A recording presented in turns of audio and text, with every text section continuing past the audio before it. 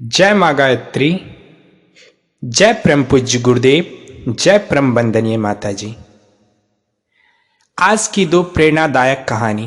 पहली कहानी। एक बार एक शिकारी जंगल में शिकार करने के लिए गया। बहुत प्रयास करने के बाद उसने जाल में एक बाज पकड़ लिया।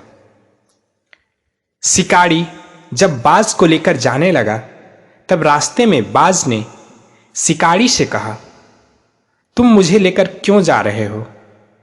शिकारी बोला, मैं तुम्हें मारकर खाने के लिए ले जा रहा हूं। बाज ने सोचा कि अब तो मेरी मृत्यु निश्चित है।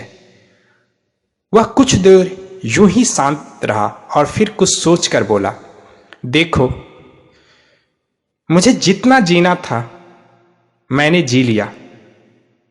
अब मेरा मरना निश्चित है, लेकिन मरने से पहले मेरी एक आखिरी इच्छा है।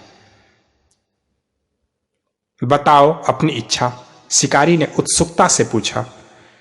बाज ने बताना शुरू किया। मरने से पहले मैं तुम्हें दो सीख देना चाहता हूं। इसे तुम ध्यान से सुनना और सदा याद रखना। पहली सीख, किसी की बात का बिना प्रमाण, बिना सोचे, बिना समझे विश्वास मत करना। और दूसरी कि यदि तुम्हारे साथ कुछ बुरा हो या तुम्हारे हाथ से कुछ छूट जाए तो उसके लिए कभी दुखी मत होना। शिकारी ने बाज की बात सुनी और अपने रास्ते आगे बढ़ने लगा। कुछ समय बाद बाज ने शिकारी से कहा, शिकारी, एक बात बताओ, अगर मैं तुम्हें कुछ ऐसा दे दूं जिससे तुम रातों रात अमीर बन जाओ तो क्या तुम मुझे आजाद कर दोगे? शिकारी फौरन रुका और बोला, क्या है वो चीज, जल्दी बताओ। बाज बोला, दरअसल बहुत पहले मुझे राजमहल के करीब एक हीरा मिला था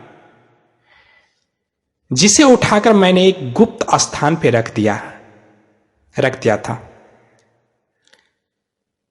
अगर आज मैं मर जाऊंगा तो वो हीरा वैसे ही बेकार चला जाएगा। इसलिए मैंने सोचा कि अगर तुम उसके बदले मुझे छोड़ दो तो मेरी जान भी बच जाएगी और तुम्हारी गरीबी भी हमेशा के लिए मिट जाएगी।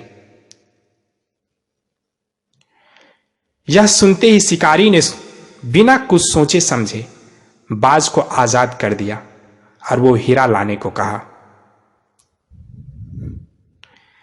बाज तुरंत उड़कर पेड़ की एक ऊंची शाखा पर जाकर बैठ गया और बोला, कुछ देर पहले ही मैंने तुम्हें एक सीख दी थी कि किसी भी बातों का तुरंत विश्वास मत करना, लेकिन तुमने उस सीख का पालन नहीं किया। दरअसल मेरे पास कोई हीरा नहीं है और अब मैं आजाद हूं। यह सुनते ही शिकारी मायूस होकर पछताने लगा। तभी बाज फिर बोला, तुम मेरी दूसरी बात भी भूल गए कि अगर कुछ तुम्हारे साथ कुछ बुरा हुआ हो तो उसके लिए तुम कभी पछताना मत।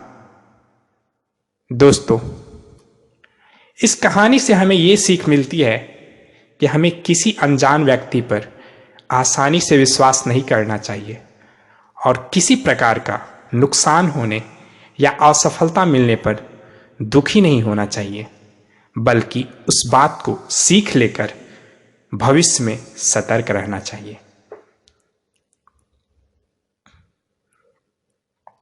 आज की दूसरी प्रेरणादायक कहानी। एक बार की बात है, एक शिष्य अपने गुरु का बहुत आदर सम्मान किया करता था। गुरु भी अपने इस शिष्य से बहुत स्नेह करते थे, लेकिन वह शिष्य अपने अध्ययन के प्रति आलसी था।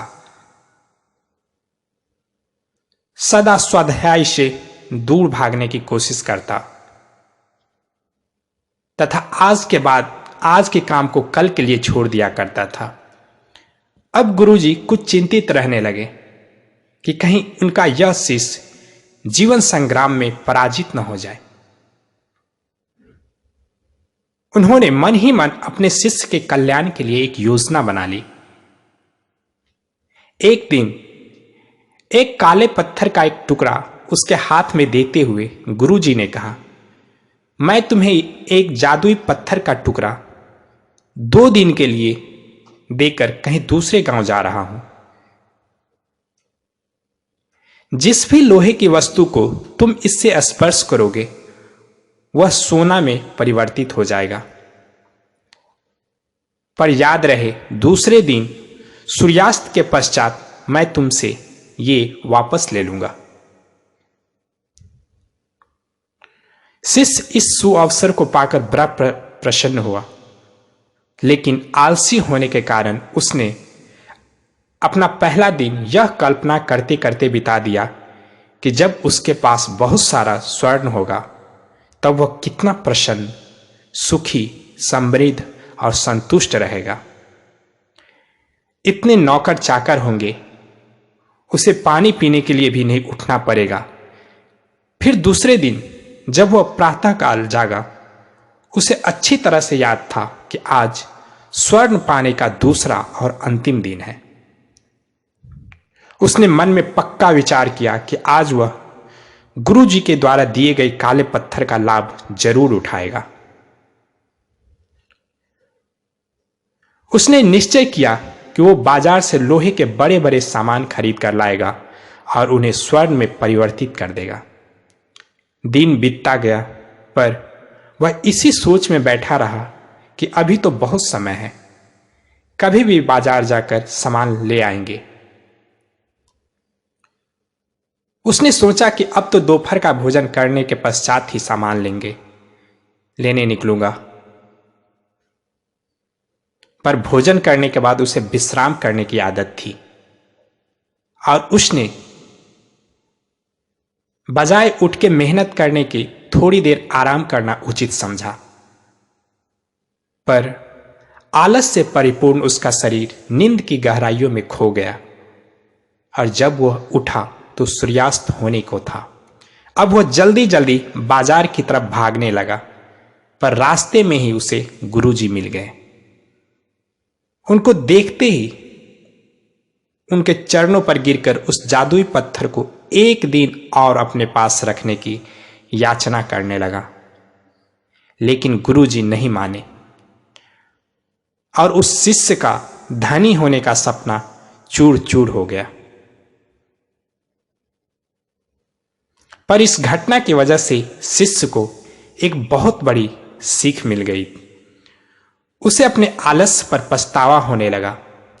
वह समझ गया कि आलस उसके जीवन के लिए एक अभिशाप है और उसने प्रण किया कि अब वो कभी भी काम से जी नहीं चुराएगा। मित्रों, जीवन में हर किसी को एक से बढ़कर एक अवसर मिलते हैं, पर कई लोग उन्हें बस अपने आलस्य के कारण गंवा देते हैं। इसलिए जब कभी आपके मन में किसी आवश्यक काम को टालने का विचार हो तो स्वयं से एक प्रश्न कीजिए, आज ही क्यों नहीं। जय मां गायत्री, जय परम पूज्य गुरुदेव, जय परम वंदनीय माता जी।